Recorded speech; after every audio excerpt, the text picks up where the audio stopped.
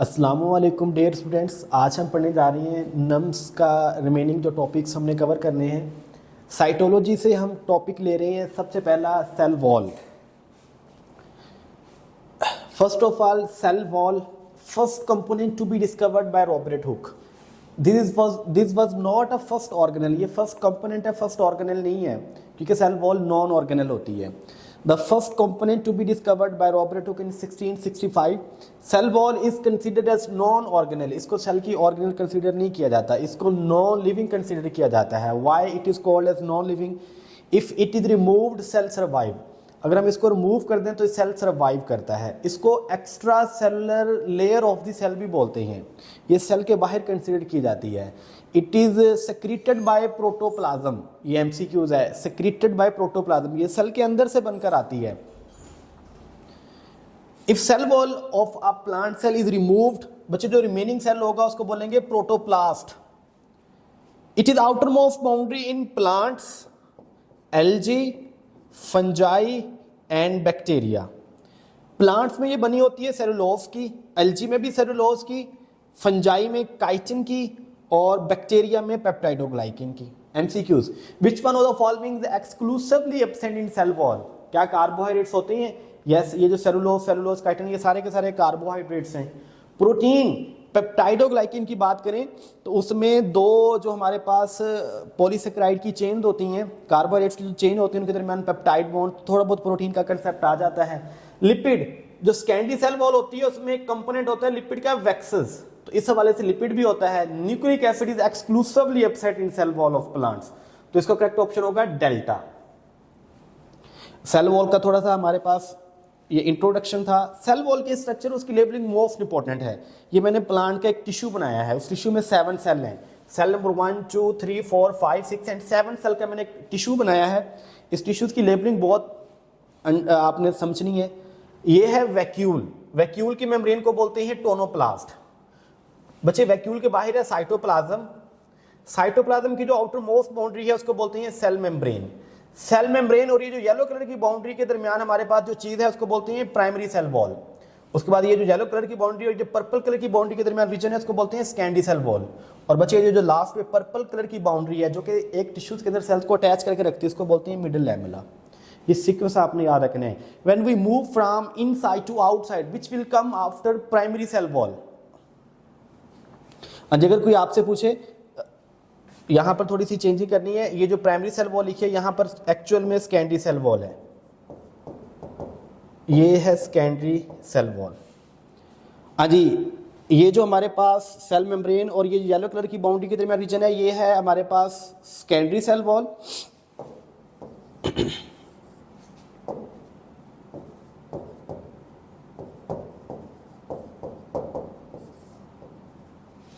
हाँ जी, दोबारा रिपीट करता हूं। ये जो वैक्यूल की आउटर मोस्ट बाउंड्री उसको बोलते हैं टोनोप्लास्ट। वैक्यूल के बाद आता है हमारे पास साइटोप्लाज्म। साइटोप्लाज्म के बाद आती है सेल मेम्ब्रेन। अब सेल मेम्ब्रेन और ये जो येलो कलर की बाउंड्री इसके दरमियान जो सेल वॉल आती है उसको बोलते हैं स्कैंडी सेल वॉल। अब ये जो येलो कलर की बाउंड्री पर्पल कलर की बाउंड्री के दरमियान जो हमारे पास सेल वॉल आती है उसको बोलते हैं प्राइमरी सेल वॉल। और उसके बाद अगर हम बात करें तो आखिर में आती है हमारे पास मिडल लैमेला। ये जो पर्पल कलर की बाउंड्री है जो कि प्लांट सेल्स को आपस में अटैच करके रखती है। When we move from outside to inside, जब हम आउटसाइड टू इनसाइड मूव करेंगे, which will come after middle lamella, तो मिडल लैमेला के बाद हमारे पास कौन सी चीज आएगी? Of course primary cell wall. When we move from inside to outside which will come after secondary cell wall, तो प्राइमरी सेल वॉल। तो ये सारी चीजें याद रखनी है। दूसरा concept, which one of the following is the outer most cell wall? Middle lamella. Which one of the following is the inner most cell wall? Secondary cell wall. अब एक और कंसेप्ट याद रखना है। प्लांट सेल ना दो तरह के होते हैं। एक होता है इंटैक्ट प्लांट सेल, एक होता है इंटैक्ट प्लांट सेल, और एक होता है isolated plant cell.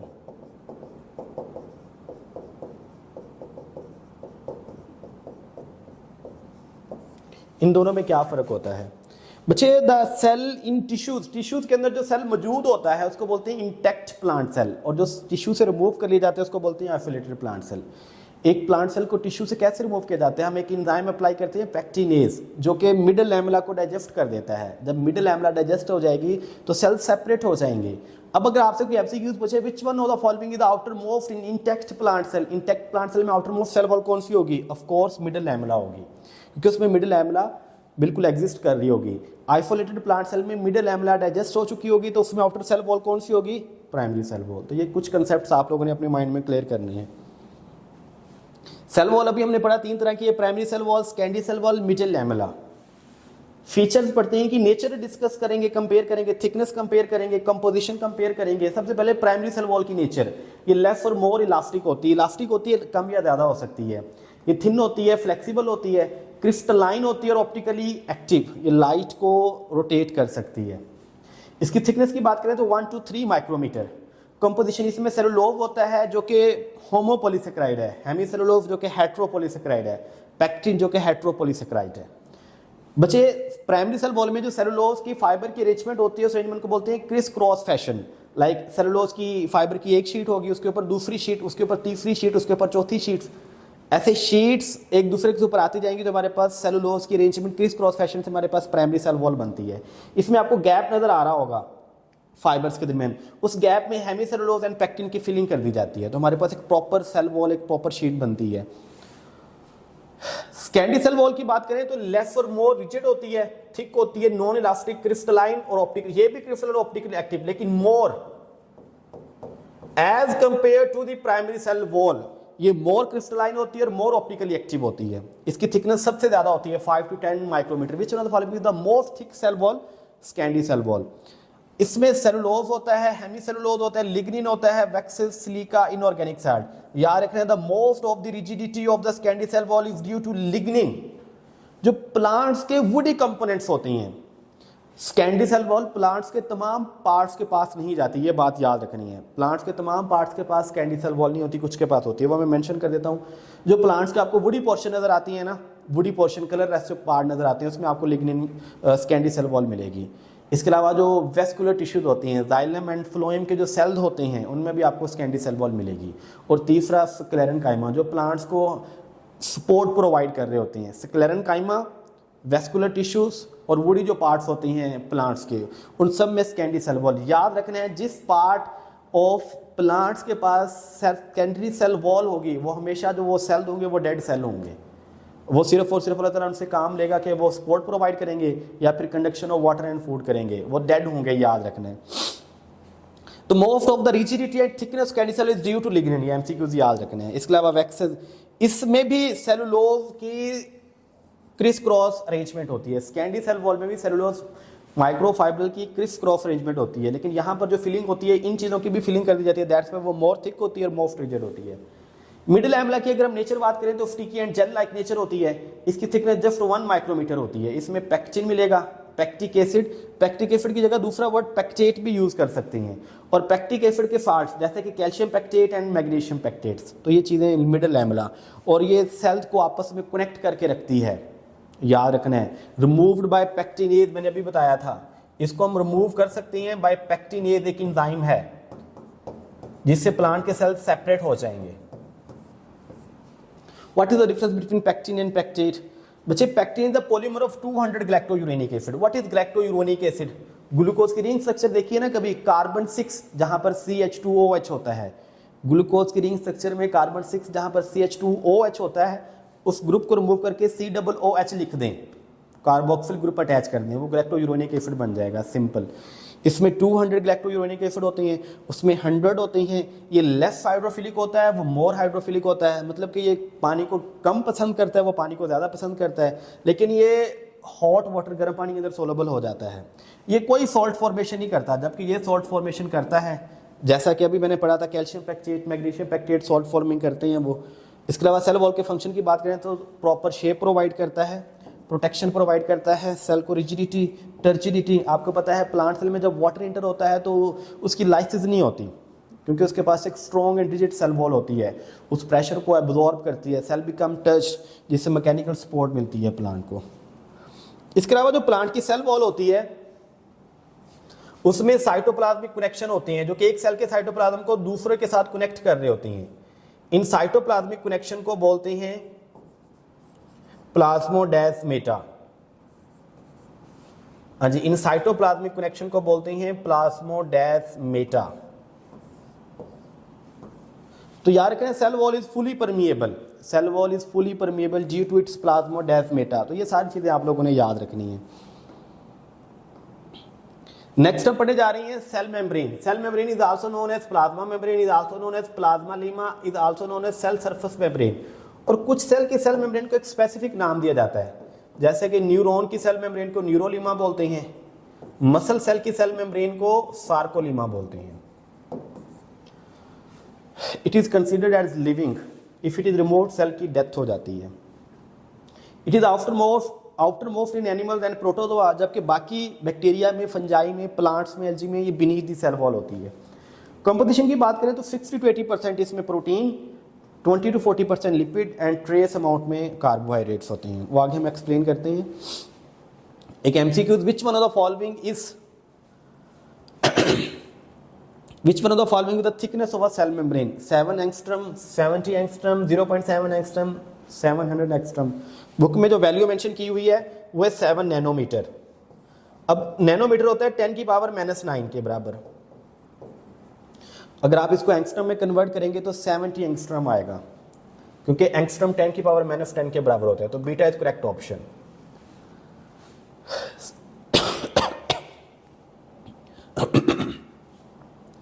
Cell membrane की स्ट्रक्चर की अगर हम बात करें, इसके लिए दो मॉडल बहुत पॉपुलर हैं। एक यूनिट मेम्ब्रेन मॉडल जो कि रॉबर्टसन परफॉर्म करता है। ये कहते हैं लिपिड बाइलेयर, लिपिड की दो लेयर्स होती हैं, इस सैंडविच बिटवीन 2 प्रोटीन लेयर्स, जो कि सैंडविच होती हैं 2 प्रोटीन लेयर्स के दरमियान। इस मॉडल के मुताबिक अगर हम सेल मेम्ब्रेन को दरमियान से कट करें तो 2 इक्वल हिस्सों में डिवाइड होगी। That's why according to the unit membrane model cell membrane is symmetric in nature. इस मॉडल को रिजेक्ट किया गया है। नेक्स्ट मॉडल है फ्लूइड मोज़ेक मॉडल, जो कि साइंगर एंड निकल्सन ने 1972 में परफॉर्म किया था। इसमें जो फ्लूइड का वर्ड यूज हुआ है वो लिपिड के लिए यूज हुआ है, और जो मोज़ेक का वर्ड है वो प्रोटीन के लिए यूज हुआ है। इसके मुताबिक प्रोटीन के ना ग्लोब्स होते हैं, ये जैसे प्रोटीन के ग्लोब्स हैं। ऐसा लगता है कि वो फ्लोटिंग कर रहे हैं ओशन ऑफ लिपिड, लिपिड के समुद्र के अंदर फ्लोटिंग कर रहे हैं। देखिए बच्चे, ये लिपिड बाइलेयर है, ये ग्लोब्स ऑफ प्रोटीन है। अच्छा, कुछ जो ग्लोब्स होते हैं वो फुली इंबेडेड होते हैं और कुछ पार्शली इंबेडेड होते हैं। इस पूरी स्ट्रक्चर को हम थोड़ा थोड़ा करके आगे एक्सप्लेन करते हैं।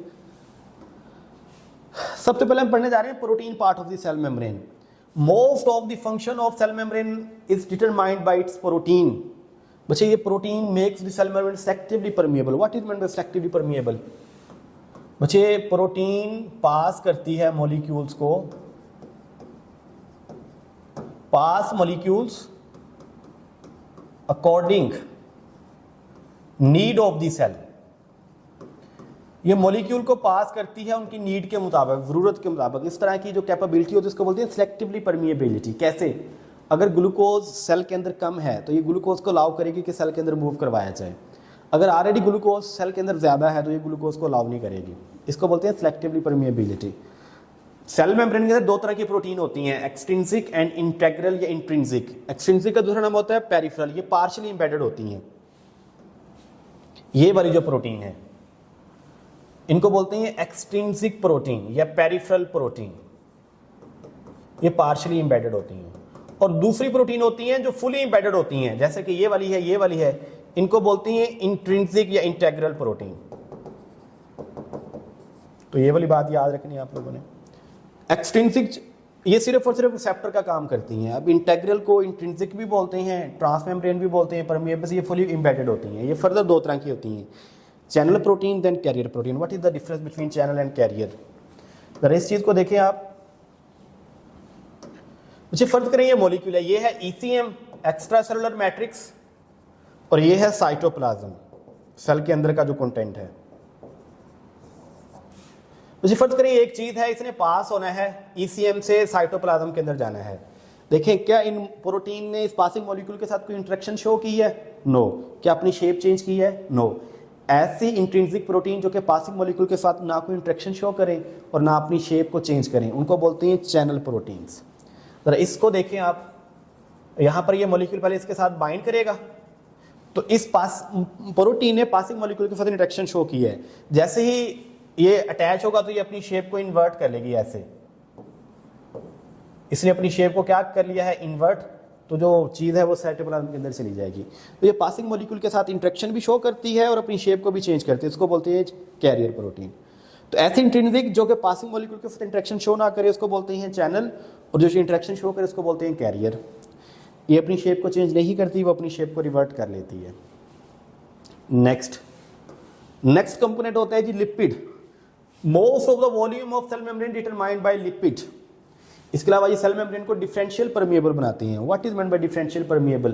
पास molecules according to the nature. ये मॉलिक्यूल को पास करती हैं उनकी नेचर के मुताबिक। कैसे? एक्सप्लेन करता हूं मैं। जो होती हैं लिपिड वाले मॉलिक्यूल, स्मॉल लिपिड वाले मॉलिक्यूल, और जो गैसेस होती हैं वो सिंपली लिपिड बाइलेयर से सिंपल डिफ्यूजन के जरिए क्रॉस कर जाती हैं। दोबारा रिपीट करता हूं, जो चीज़ें होती हैं small lipid molecule and small gases, वो सिंपली लिपिड बाइलेयर के जरिए सिंपल डिफ्यूजन करती हैं।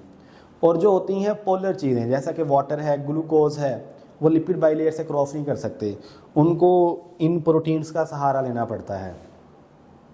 तो वो भी डिफ्यूजन होगी या ऑस्मोसिस होगी, लेकिन फैसिलिटेटेड डिफ्यूजन होगी। तो simple diffusion by lipid bilayer, facilitated diffusion by channel protein and carrier protein. Simple diffusion किसकी होती है? स्मॉल गैसेस मॉलिक्यूल की एंड लिपिड्स मॉलिक्यूल की। और फैसिलिटेटेड डिफ्यूजन किसकी होती है? जो पोलर चीज़ें होती हैं, वाटर, ग्लूकोज एटसेट्रा, आइंस। बच्चे लिपिड्स दो तरह की होती हैं, फास्फोलिपिड्स एंड कोलेस्ट्रॉल। फास्फोलिपिड जो सेल मेम्ब्रेन में होती है एम्फीपैथिक। What is amphipathic?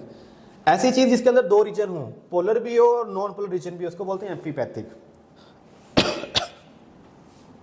इसके हेड होता है और दो टेल्स होती हैं। इसका हेड जो होता है वो हाइड्रोफिलिक या पोलर होता है, जो टेल होती है वो नॉन पोलर हाइड्रोफोबिक होती है। दैट्स वाई फास्फोलिपिड एम्फीपैथिक होती हैं। ये सेल मेम्ब्रेन की फ्लूइडिटी ज़्यादा करते हैं। फ्लूइडिटी ज़्यादा होगी तो ट्रांसपोर्ट एक्टिव एफिशिएंटली होगी। कैसे? वो घर में आप अक्सर देखते हैं जो आटा गूंदने वाली औरतें होती हैं, वो पहले आटे को ना ऐसे छानती हैं, एक छाननी से गुजारती हैं और छाननी को ऐसे मूव करवाती हैं। क्यों करवाती हैं छाननी को मूव? ताकि आटा जल्दी से पास होता है छाननी के ज़रिए। अगर छाननी को स्टिल रखें तो आटा बड़ी देर से पास होगा। सेल मेम्ब्रेन भी ऐसे मूव होती रहती है, उसके अंदर फ्लूइडिटी होती है, चीज़ें स्पीडली मूव करती हैं सेल मेम्ब्रेन के अंदर, इसको बोलते हैं फ्लूइडिटी। सेल मेम्ब्रेन के अंदर कौन सा फास्फोलिपिड होता है? फॉस्फेटिडाइलकोलिन, जिसका दूसरा नाम होता है लेसिथिन। ये मैंने आपने बायोलॉजिकल मॉलिक्यूल में तफसील से पढ़ा होगा इस मॉलिक्यूल को। इसकी जो टेल होती है वो नॉन पोलर हाइड्रोफोबिक होती है। उसमें से जो सीधी टेल है उसमें सैचुरेटेड फैटी एसिड, और जो ये जो टेढ़ी टेल होती है उसमें unsaturated fatty acid, double bond की वजह से किंग कहा जाता है। इधर एक एमसीक्यू तो बताएं, which one of the following phospholipid molecule is found in cell membrane? Alpha इस तरह का होता है, इस तरह का होता है, इस तरह का होता है, सारे किस्म के होते हैं। तो बच्चों ने मोस्टली ये वाली शेप पढ़ी होती है बुक के अंदर भी। तो बच्चे कोई भी फास्फोलिपिड का मॉलिक्यूल हो सकता है, ज़रूरी नहीं है। हो सकता है कि दोनों की दोनों टेल सीधी हो सकता है कि ये वाली टेढ़ी हो, ये वाली सीधी हो, ये टेढ़ी हो, ये सीधी हो, कोई भी हो सकता है। इसके बाद है कोलेस्ट्रॉल। ये सेल मेम्ब्रेन को stability, integrity, strength, restrict entry of polar molecules and ions. याद रख रहे हैं ये प्रोकैरियोट्स में एब्सेंट होता है। मोस्ट इंपोर्टेंट एमसीक्यूज है। और ये आपको नॉन पोलर रीजन में पाया जाएगा। ये सेल मेम्ब्रेन का नॉन पोलर रीजन होता है ना, यहां पर आपको क्या मिलेगा?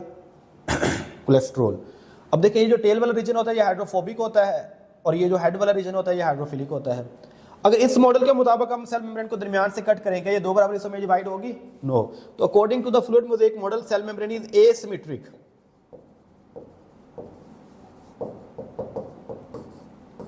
तो ये वाली बात भी याद रखनी है आप लोगों ने।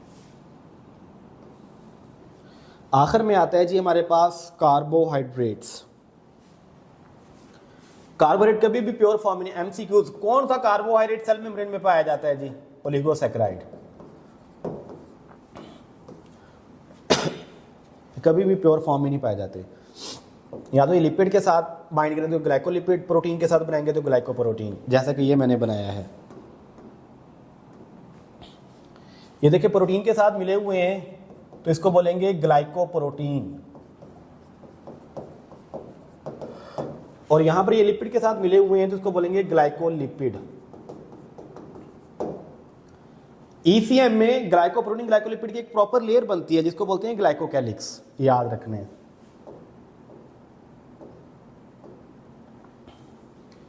ग्लाइकोलिपिड और ग्लाइकोप्रोटीन की एक लेयर बनती है जिसको बोलते हैं ग्लाइकोकैलिक्स। इनको सेल सरफेस मार्कर भी बोलते हैं। साइन बोर्ड ऑफ दी, जैसे हम किसी दुकान के ऊपर जाना हो तो उसका साइन बोर्ड पढ़ते हैं पहले, तो हर सेल का भी एक आइडेंटिटी होती है, साइन बोर्ड होती है, जो कि ग्लाइकोप्रोटीन ग्लाइकोलिपिड की बनी होती है। ये एक्स एंड द एंटीजन क्या होती है? एंटीजन, एंटीजन एक पूरे सेल को भी बोलते हैं या पार्ट ऑफ सेल को भी बोलते हैं, जिससे इम्यून सिस्टम रिकग्नाइज करते हैं किसी भी सेल को, क्या ये हमारा बॉडी का सेल है या किसी फॉरेन सेल है। HRS हार्मोन रिकग्निशन साइट, एक हार्मोन है ऑक्सीटोसिन, पिट्यूटरी ग्लैंड से रिलीज हुआ है, वो मेमोरी ग्लैंड के सेल के पास ही क्यों जाता है, बाकी किसी और के पास क्यों नहीं जाता? क्योंकि उस हार्मोन को रिकग्नाइज करने वाली जो चीज़ है वो सिर्फ मेमोरी ग्लैंड के सेल के पास है, और वो ग्लाइकोलिपिड एंड ग्लाइकोप्रोटीन की बनी होगी। नर्व इंपल्स रिसेप्शन, बच्चे ब्रेन से एक मैसेज जनरेट होता है जो कि स्केलेटल मसल की कॉन्ट्रैक्शन के लिए, वो सिर्फ और सिर्फ इसी मसल के पास क्यों आएगा? क्योंकि उस नर्व इंपल्स को रिसीव करने वाली जो चीज़ है ना, वो सिर्फ इसी मसल के पास है, और वो ग्लाइकोलिपिड एंड ग्लाइकोप्रोटीन की बनी होगी। इसके अलावा जो बल्क ट्रांसपोर्ट होती है, एंडोसाइटोसिस। What is endocytosis? वो वाला अमल जिसमें एक सेल की जो सेल मेम्ब्रेन है वो अंदर की तरफ इन्वेजिनेट होकर उस चीज़ को रिसीव करती है, उसको बोलते हैं एंडोसाइटोसिस।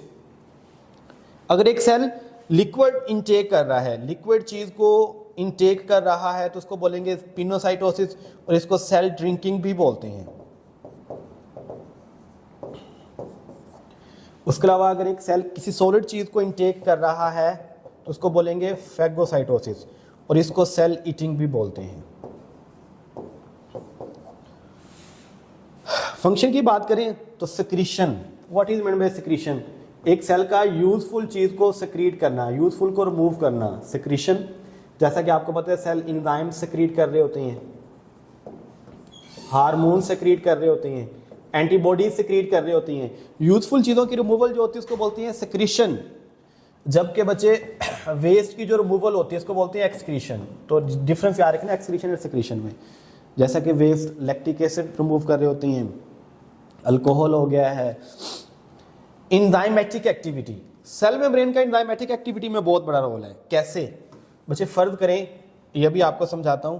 ये एक सेल है, इस सेल के अंदर जी पीएच है जी 5, कितनी पीएच है? 5।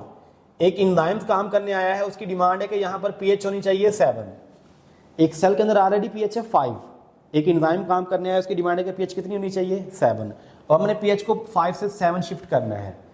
एसिडिटी से न्यूट्रल की तरफ जाना है, यहाँ पर क्या चीज़ कम करनी पड़ेगी? हमें हाइड्रोजन आयन कम करने पड़ेंगे। तो सेल मेम्ब्रेन क्या करेगी? हाइड्रोजन आयन यहाँ से बाहर रिमूव कर देगी, हाइड्रोजन आयन कम हो जाएंगे, पीएच 7 आ जाएगी, न्यूट्रलाइजेशन हो जाएगी, और एंजाइम अपनी एक्टिविटी स्टार्ट करेगा।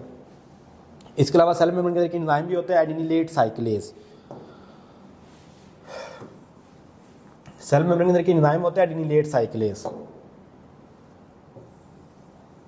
देखिए ये एक सेल है, चलिए यहां पर समझा देता हूं।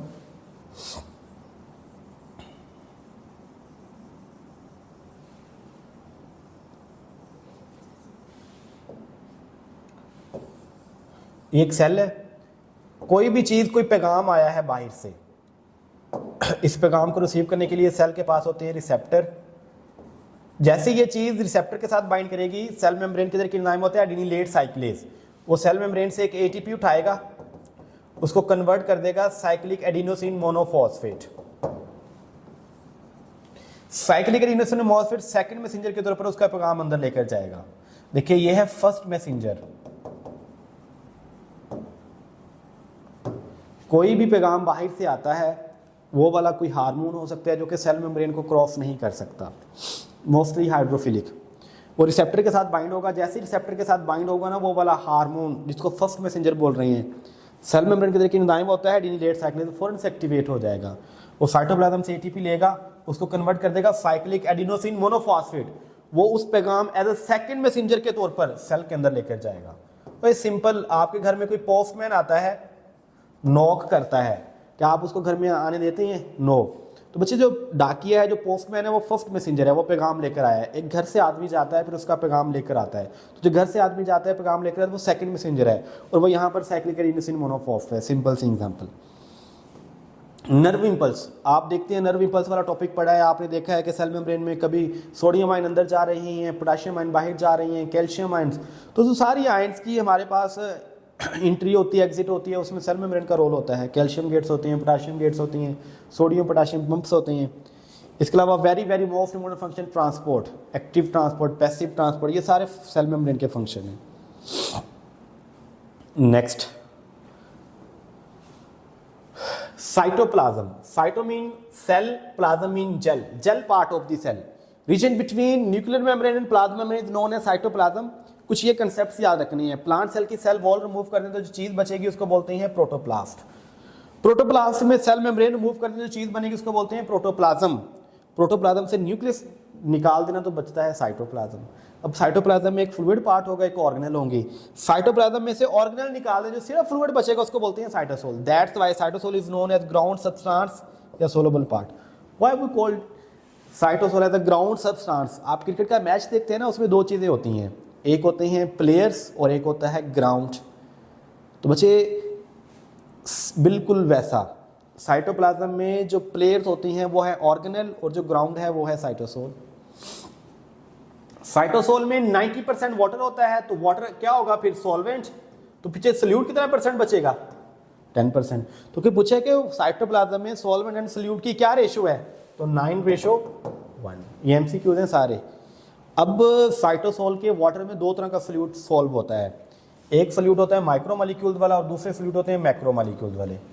माइक्रो में ग्लूकोज हो गया है, अमाइनो एसिड्स हो गए हैं, fatty acids, nucleotides, salts, ions, gases, vitamins. Micro molecule जब वाटर में ऐड होकर सॉल्यूशन बनाएंगे, सॉल्यूशन को बोलेंगे ट्रू सॉल्यूशन। मैक्रो मॉलिक्यूल जैसा कि पॉलीसेकेराइड्स, लिपिड्स, प्रोटीन्स, जब ये वाटर के अंदर ऐड होंगे ना, सॉल्व होंगे, तो ये अच्छी तरह से सॉल्व नहीं होंगे, तो इनका जो सॉल्यूशन होगा वो कोलाइडल सॉल्यूशन होगा। नोट करना है। इसके बाद साइटोप्लाज्म के भी दो रीजन होते हैं। जो सेल मेम्ब्रेन के करीब वाला रीजन होता है उसको बोलते हैं साइटोजेल। ये मोर विस्कस होता है। अब इसके मोर विस्कस होने की क्या निशानी है कि इसमें ट्रू सॉल्यूशन कम होता है, कोलाइडल सॉल्यूशन ज्यादा होता है। और जो न्यूक्लियर मेम्ब्रेन के करीब होता है उसको बोलते हैं साइटोसोल। ये लेस विस्कस होता है, इसमें ट्रू सॉल्यूशन ज्यादा होता है, कोलाइडल सॉल्यूशन क्या होता है, कम होता है। फंक्शंस की बात करें तो ये बहुत ज़्यादा तकरीबन तमाम ऑर्गेनेल्स को साइट प्रोवाइड करता है, लोकेशन, जगह प्रोवाइड करता है कि आप यहाँ पर रह सकते हैं।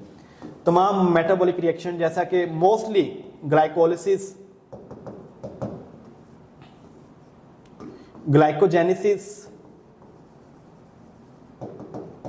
ग्लाइकोजिनोलाइसिस, इसके अलावा जो ट्रांसलेशन होती है, प्रोटीन फॉर्मेशन, वो भी साइटोप्लाज्म में होती है। स्टोरेज, ये वेस्ट को भी स्टोर करता है और यूजफुल को भी स्टोर करता है। और स्टोरेज वाला काम मोस्टली साइटोजेल में हो रहा होता है और मेटाबॉलिक रिएक्शन वाला काम मोस्टली साइटोसोल में हो रहा होता है। ये याद रखना है। वेस्ट मतलब कि बच्चे आप पढ़ते हैं प्लांट क्या चीज स्टोर करता है, स्टार्च। एनिमल क्या चीज स्टोर करते हैं, ग्लाइकोजन। तो ये सारी साइटोप्लाज्म के साइटोजेल पार्ट में हो रही होती है। साइक्लोसिस, साइटोप्लाज्म में ऑर्गेनेल की स्ट्रीमिंग मूवमेंट हो रही होती है ड्यू टू साइटोस्केलेटन। साइटोस्केलेटन के किस पार्ट की वजह से, माइक्रोफिलामेंट्स। साइटोस्केलेटन के माइक्रोफिलामेंट्स की वजह से साइटोप्लाज्म में एक स्ट्रीमिंग मूवमेंट हो रही होती है जिसको बोलते हैं साइक्लोसिस, जिससे ऑर्गेनेल एक जगह से दूसरी जगह मूव करती हैं। That was cytoplasm. नेक्स्ट हम अगले वीडियोस में पढ़ते हैं about lysosome and chloroplast. Next organelle हम साइटोलॉजी की पढ़ने जा रही हैं, लाइसोसोम। लाइसो मीन स्प्लिटिंग, सोम मीन बॉडीज। ये प्लांट्स एंड फंजाई में एब्सेंट होते हैं, लेकिन इनके लिए अल्टरनेटिव अल्लाह ताला ने क्या दिया है, प्लांट्स वैक्यूल। ये याद रखना, which one of the following is alternative of lysosome in plants, vacuole. ये मोस्ट अबंडेंट उन सेल्स में होते हैं जिनकी फैगोसाइटिक एक्टिविटी होती है, macrophages, neutrophils, white blood cells. बच्चे इनको scavenger of the cell, cell के अंदर सफाई करते हैं तमाम चीज़ों की। बच्चे इनके पास कंटेन हाइड्रोलाइटिक या डाइजेस्टिव एंजाइम होते हैं 40 की तादाद में राउंड अबाउट। इनका कंटेंट हाईली एसिडिक होता है। ये सिंगल मेम्ब्रेनस स्फेरिकल। बच्चे जो न्यूली सिंथेसाइज्ड लाइसोसोम आता है गोल्जी ऑपरेटस, इसको बोलते हैं primary lysosome. Note it. Cell के बाहर कोई फूड आई है, उसकी एंडोसाइटोसिस होगी। बच्चे उसकी एंडोसाइटोसिस के बाद जो वैक्यूल जो हमारे पास ये बनेगा, वेसिकल बनेगी, इसको बोलते हैं एंडोसोम। क्योंकि इसमें फूड होती है इसको फूड वैक्यूल भी बोल देते हैं।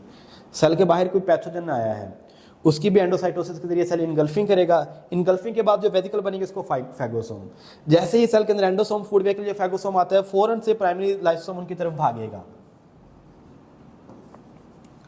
फौरन से उनकी तरफ आएगा और उनके साथ आकर फ्यूज करेगा, उनके साथ आकर पहले अटैच होगा, उसके बाद उनकी फ्यूजन होगी।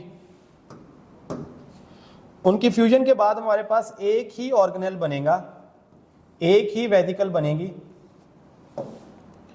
इस वेसिकल में हमारे पास हाइड्रोलाइटिक एंजाइम्स होंगे और फूड होगी। बच्चे ये जो फ्यूजन ऑफ प्राइमरी लाइसोसोम और जो हमारे पास एंडोसोम या फैगोसोम की फ्यूजन से जो वेसिकल बनते हैं उसको बोलते हैं सेकेंडरी लाइसोसोम। सेकेंडरी लाइसोसोम, तो ये दोनों के दोनों सेकेंडरी लाइसोसोम है। नेक्स्ट, अब ये जो एंजाइम्स हैं ये यहाँ पर पैथोजन के ऊपर अटैक करेंगे और यहाँ पर जो एंजाइम है वो फूड के ऊपर अटैक करेंगे, तो हमारे पास डाइजेशन होगी। उस डाइजेशन में दो तरह की चीजें आएंगी हमारे पास, यूजफुल आएगा और वेस्ट आएगा। ये जी एंजाइम इनके ऊपर अटैक करेंगे। अटैक के बाद हमारे पास दो तरह की चीजें इन वेसिकल्स में बनेंगी। एक बनेंगी जी यूजफुल चीजें, ये हमारे पास बन रही हैं यूजफुल चीजें उन चीजों की डाइजेशन से, और एक हमारे पास बनेगा वेस्ट, ये बन रहा है वेस्ट। और एंजाइम्स वैसे के वैसे ही होंगे क्योंकि आपको पता है एंजाइम मेटाबॉलिक रिएक्शन में यूज नहीं होते। अब ये यूजफुल चीजें हैं वो साइटोप्लाज्म में एब्जॉर्ब हो जाएंगी। जो यूजफुल चीजें हैं वो कहां पर एब्जॉर्ब हो जाएंगी? साइटोप्लाज्म में। यूजफुल चीजें जो हैं वो साइटोप्लाज्म में एब्जॉर्ब हो जाएंगी, और जो वेस्ट है उनकी फिर से एक वेसिकल बनेगी। जो वेस्ट है उनकी फिर से एक वेसिकल बनेगी। उस वेसिकल को बोलते हैं, ये वेस्ट वाली जो है इसको बोलते हैं टर्शरी लाइसोसोम। टर्शरी लाइसोसोम, इसको सेल मेम्ब्रेन की तरफ भेजा जाएगा, वहां पर जाकर ये करेंगी एक्सोसाइटोसिस, वहां पर ये परफॉर्म करेंगी एक्सोसाइटोसिस, और उनमें से जो वेस्ट है वो बाहर निकल जाएगा। That is the total scenario of functioning of a lysosome. Next, function of lysosome, autophagy. What is autophagy? Cell fitting of a cell, break down of its own component of a cell by its own lysosome. एक cell का अपने ही lysosome के जरिए अपने ही component को digest करवा देना, क्या कहलाता है? ऑटोफैगी। ऑटोफैगी क्यों होती है? बच्चे आपको भूख लगती है, आप कुछ खाते पीते नहीं है, लेकिन सेल ने तो अपनी एनर्जी को पूरा करना है, बॉडी ने तो अपनी एनर्जी को पूरा करना है, तो सेल्स क्या करती हैं? अपने ही कंपोनेंट को डाइजेस्ट करवा देते हैं अपने लाइसोसोम के जरिए। फास्टिंग, रोज़ा रखती हैं ना आप, असर के टाइम आपको बहुत ज़्यादा भूख लगती है, तब क्या हो रहा होता है?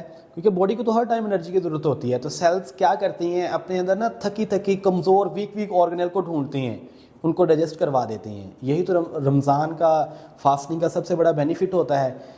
आप रोज़ों के बाद आपके बॉडी में तमाम जो सेल्स होते हैं ना वो रिफ्रेश हो जाते हैं, क्योंकि उसमें जितनी भी थकी थकी ऑर्गेनल होती है ना, सेल उनको डाइजेस्ट करवा देता है लाइसोसोम के जरिए।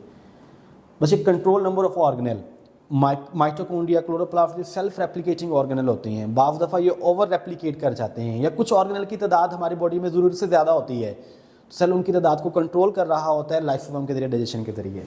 डैमेज्ड ऑर्गेनल, बच्चे आपको एक एग्जांपल देता हूँ लेकिन वो थोड़ी सी हटकर है। आपके घर में कोई माजूर शख्स हो ना, उसका कोई बेनिफिट नहीं होता, अखलाकियात से हटकर सोचना है, उसका बेनिफिट नहीं होता। बेनिफिट किस लिए नहीं होता? कि बच्चे वो हमारे फाइनेंस को यूज़ कर रहा होता है, मतलब कि उसके ऊपर हम खर्चा, मेडिसिन, पैसे लग रहे होते हैं, लेकिन उसकी आउटपुट ज़ीरो होती है। बच्चे हम तो अशरफ मखलूक़ात हैं, हम उस बंदे को बर्दाश्त करते हैं, उसका ख्याल रखते हैं, लेकिन सेल के अंदर कोई ऑर्गेनल डैमेज हो जाए ना, सेल उसका बिल्कुल भी ख्याल नहीं करता, क्योंकि सेल को पता है ये इंतहाई नुकसानदा है मेरे लिए, मेरी एनर्जी यूज़ कर रहा है लेकिन आउटपुट ज़ीरो दे देता है, तो सेल फ़ौरन से लाइसोसोम के जरिए उसको डाइजेस्ट करवा देता है। तो ये सारे प्रोसेस ऑटोफैगी कहलाते हैं, उसका बेनिफिट ही होता है। ऑटोलाइसिस, एक सेल का खुदकुशी कर लेना, प्रोग्राम सेल डेथ, एपोप्टोसिस, इसको ऑटोलाइसिस बोलते हैं। एक सेल अपने ही लाइसोसोम के जरिए अपने आप को सुसाइड करता है, उसको बोलते हैं ऑटोलाइसिस। ये क्यों होती है? डेवलपमेंटल मेटामॉर्फोसिस, बच्चे जब आप हमारे अंदर, हमारी माँ के पेट के अंदर एम्ब्रियोनिक डेवलपमेंट हो रही होती है ना, सबसे पहला जो आपका हैंड बनता है वो इस तरह का हैंड होता है, ये फिंगर्स के दरमियान स्पेस नहीं होती, बिल्कुल फ्लैट हैंड होता है। बच्चे ये जो हमारे हैंड, जो फिंगर्स के दरमियान सेल्स होती हैं, इनकी ऑटोलाइसिस होती है, उसके बाद हमारे फिंगर फॉर्मेशन होती है। जब हमारी एम्ब्रियोनिक डेवलपमेंट कंप्लीट होती है माँ के पेट के अंदर, हमारा हैंड बिल्कुल फ्लैट वेब्ड होता है। तो बच्चे उसके बाद ये जो फिंगर के दरमियान सेल्स हैं, इनकी autolysis, finger formation, removal of tail of frog, इसमें सारा जो आप फ्रॉग देखती हैं पानी में, आप अक्सर देखती हैं खड़े पानी के अंदर ना आपको फ्रॉग के लार्वा नजर आते हैं जिनमें टेल होती है, लेकिन जब एक अडल्ट फ्रॉग होते हैं तो उसमें टेल नहीं होती। तो removal of tail of frog is known as metamorphosis, उसमें भी लाइसोसोम का रोल होता है। फिंगर फॉर्मेशन में भी लाइसोसोम का रोल होता है। इसके अलावा लाइसोसोम के अंदर मेल फंक्शनिंग, जब लाइसोसोम सही से काम नहीं करते तो बच्चे जो डिजीजेज होती हैं उनको बोलती हैं स्टोरेज डिजीजेज। अब तक 20 storage diseases have been discovered so far, और ये कंजेनिटल हेरिडिटरी होती हैं। What is mean by congenitally hereditary diseases? ऐसी डिजीजेज जो रन इन फैमिलीज में रन करती हैं। अब बच्चे ये फैमिलीज में क्यों रन करती हैं? लाइसोसोम की मेल फंक्शन का मतलब ये है कि उसके अंदर कोई एंजाइम मिसिंग है। अब जब एंजाइम मिसिंग होगा तो वो एंजाइम जिस चीज़ को डाइजेस्ट कर रहा था वो प्रॉपर्ली डाइजेस्ट नहीं होगी, वो साइटोप्लाज्म में स्टोर हो जाएगी। एंजाइम मिसिंग होने का मतलब है कि उस एंजाइम को बनाने वाली प्रोटीन मिसिंग थी। अब प्रोटीन आपको पता है जीन से बनती है, तो जीन मिसिंग था। अब आपको पता है एक इंसान अपना जेनेटिक मटेरियल जब औलाद में ट्रांसफर करेगा तो अगर उसके अंदर जीन मिसिंग है तो उसके औलाद में भी जीन मिसिंग होगा। इसकी एग्जांपल है ग्लाइकोजेनेसिस टाइप 2। ग्लाइकोजेनेसिस टाइप 2 में एक्चुअल में होता ये कि लाइसोसोम के अंदर एक एंजाइम होता है अल्फा ग्लूकोसाइडेज, जो कि ग्लाइकोजन को ग्लूकोज में कन्वर्ट करता है। अगर ये वाला एंजाइम मिसिंग हो जाए तो ग्लाइकोजन ग्लूकोज में कन्वर्ट नहीं होती टाइम के ऊपर। हमें पता है कि हमारे बॉडी में जब जरूरत पड़ती है ग्लाइकोजन को ग्लूकोज में कन्वर्ट किया जाता है, तो ग्लाइकोजन का कंटेंट ज़्यादा हो जाता है, ग्लूकोज का कंटेंट ज़्यादा होता है, तो मसल को एनर्जी कम मिलती है, एनर्जी प्रॉब्लम्स आती हैं, उसको बोलते हैं ग्लाइकोजेनेसिस टाइप 2। TSH डिजीज में लाइसोसोम के एंजाइम मिसिंग होता है अल्फा हेक्सोजामिनीडेज एंजाइम मिसिंग होता है, जो कि लिपिड्स को फैटी एसिड ग्लिसराइड में कन्वर्ट करता है। अगर हेक्सोजामिनीडेज एब्सेंट होगा तो जाहिर सी बात है लिपिड फैटी एसिड ग्लिसरॉल में कन्वर्ट नहीं होंगे, लिपिड का कंटेंट ज़्यादा हो जाएगा, तो ब्रेन इफेक्ट होगा, मेंटल रिटार्डेशन होगी। ये होती हैं स्टोरेज डिजीजेस। नेक्स्ट जो ऑर्गेनेल है हम पढ़ने जा रही हैं प्लास्टिड। प्लांट्स के अंदर होते हैं मेरिस्टेमिक सेल्स, जिनके अंदर होती हैं एक खास किस्म के प्लास्टिड जिनको बोलते हैं प्रोप्लास्टिड, जो कि यंग एंड इमेच्योर प्लास्टिड होती हैं और हाईली डिवाइड करती हैं हाई रेट के साथ। बच्चे जब प्रोप्लास्टिड बहुत ज़्यादा हो जाते हैं मेरिस्टेमिक सेल्स के पास, तो इनको प्लांट्स के डिफरेंट पार्ट्स की तरफ भेजा जाता है। जिस पार्ट की तरफ भेजा जाता है वहाँ का क्या इन्वायरमेंट है, इंट्रासेलुलर इन्वायरमेंट, और क्या उसके ऊपर लाइट पड़ रही है कि नहीं पड़ रही, ये कुछ फैक्टर होते हैं जो कि डिसाइड करेंगे वो प्रोप्लास्टिड किस में कन्वर्ट होता है। कुछ ल्यूकोप्लास्ट में कन्वर्ट होंगे, कुछ क्रोमोप्लास्ट में, कुछ क्लोरोप्लास्ट में। ल्यूकोप्लास्ट के पास कोई पिगमेंट नहीं होता, ये कलरलेस होते हैं और इनका काम होता है फूड स्टोरेज। ये फ्रूट्स में पाए जाते हैं, सीड्स में पाए जाती हैं। अमाइलोप्लास्ट ऐसे ल्यूकोप्लास्ट होते हैं जो कि स्टार्च को स्टोर करते हैं, पोटैटो हो गया जैसा कि। प्रोटीनोप्लास्ट ऐसे होते हैं जो कि प्रोटीन को स्टोर करते हैं बीन्स के अंदर। इलायोप्लास्ट ऐसे स्टोर करते हैं जो कि लिपिड्स को स्टोर करते हैं सीड्स के अंदर। क्रोमोप्लास्ट की अगर हम बात करें तो इनके पास कलरफुल पिगमेंट्स होते हैं। अदर देन ग्रीन, ये फ्लावर पेटल्स में पाए जाते हैं, अट्रैक्ट करते हैं इंसेक्ट्स को, पोलिनेशन में काम आते हैं। क्लोरोप्लास्ट, इसको किचन ऑफ द सेल भी बोला जाता है, कंटेन ग्रीन पिगमेंट जैसा कि क्लोरोफिल है, प्लांट्स और अल्ची में पाए जाते हैं। क्लोरोप्लास्ट सेल्फ रेप्लिकेटिंग होती हैं, और जो चीज़ सेल्फ रेप्लिकेटिंग होती है उसको सेमी ऑटोनोमस भी बोलते हैं, बाइनरी फिशन के जरिए डिवाइड करते हैं। और एंडोसिम्बायोट ऑर्गेनेल है, एंडोसिम्बायोट हाइपोथेसिस एवोल्यूशन में आप लोगों ने पढ़ा हुआ है, उस जरिए ये इवॉल्व हुए हैं। ये डबल मेम्ब्रेनस होता है, आउटर मेम्ब्रेन स्मूथ होती है और उसमें पोरिन प्रोटीन की वजह से सीव लाइक छाननी की तरह नजर आती है, चैनल प्रोटीन होती हैं, मोर परमिएबल होती है। इनर मेम्ब्रेन अंदर की तरफ इन्वेजिनेट होती है और ये थैलाक्वाइड बनाती है। ये एक थैलाक्वाइड है, ये एक थैलाक्वाइड है। थैलाक्वाइड के ग्रुप को बोलते हैं ग्रेनम, और एक क्लोरोप्लास्ट के अंदर 40 to 60 ग्रेना होते हैं। दो ग्रेनम को जो करेक्ट कर रही होती है उसको बोलते हैं इंटरग्रेनम, और याद रखना एक ग्रेनम के अंदर 25 to 50 थैलाक्वाइड्स होते हैं। अब थैलाक्वाइड्स दो तरह के होते हैं, स्मॉल एंड लार्ज। स्मॉल के बाद ग्रीन कलर का पिगमेंट क्लोरोफिल होता है और ये मिलकर ग्रेना बनाते हैं और यहाँ पर फोटोसिंथेसिस होती है। जो कि जो लार्ज थैलाक्वाइड होते हैं वो कलरलेस होते हैं, उनके पास कोई क्लोरोफिल नहीं होता और वो बच्चे इंटरग्रेना बनाते हैं, दो ग्रेना को कनेक्ट। यहाँ पर जो हमारे पास होता है ना ये वाला पोर्शन, ये लार्ज थैलाक्वाइड और ये स्मॉल थैलाक्वाइड्स। चूंकि इनके पास क्लोरोफिल नहीं होता तो इनके पास फोटोसिंथेसिस भी नहीं होगी। नेक्स्ट, ये जो हमारा सारा कंटेंट होता है इसको बोलते हैं स्ट्रोमा। ये कलरलेस होता है, इसमें डीएनए होगा सर्कुलर, आरएनए की आर टाइप्स, राइबोसोम 70S का, एंजाइम्स होंगे, कोएंजाइम फोटोसिंथेसिस के लिए जो रिक्वायर होती हैं, ऑर्गेनिक एंड इनऑर्गेनिक साल्ट्स। और याद रखना स्ट्रोमा में ये प्रोटीनेशियस इन नेचर होता है, proteinaceous. Why it is proteinaceous? क्योंकि इसमें most abundant protein of the earth rubisco पाई जाती है। तो ये सारी चीजें आप लोगों ने याद रखनी है। उसके बाद अगर हम बात करें थैलाक्वाइड, ये मैंने थैलाक्वाइड की डबल मेम्ब्रेनस सिंगल मेम्ब्रेनस होता है, ये मैंने लिपिड बाइलेयर बनाई है थैलाक्वाइड की। ये थैलाकोइड मेम्ब्रेन है, इसमें फोटोसिंथेटिक पिगमेंट क्लोरोफिल होती हैं, और ये थैलाकोइड का ल्यूमन है जो कि कलरलेस होता है। फंक्शन की बात करें तो इसमें photosynthesis most important function. Photosynthesis के दो रिएक्शन होती हैं, लाइट रिएक्शन जो होंगे वो थैलाकोइड मेम्ब्रेन में होंगे, और जो डार्क रिएक्शन होगा वो स्ट्रोमा में होगा। और बच्चे बैक्टीरिया के पास क्लोरोप्लास्ट नहीं होता, लेकिन उनके पास क्वांटोसोम्स होती हैं, स्कैटर्ड थैलाकोइड मेम्ब्रेन। साइटोप्लाज्म में स्कैटर्ड थैलाकोइड मेम्ब्रेन होती है जिनके ऊपर फोटोसिंथेसिस हो रही होती है, दैट इज क्लोरोप्लास्ट। और ये जो सारे टॉपिक्स थे साइटोलॉजी के जो हमने कवर कर लिए हैं। अल्लाह हाफ़िज़।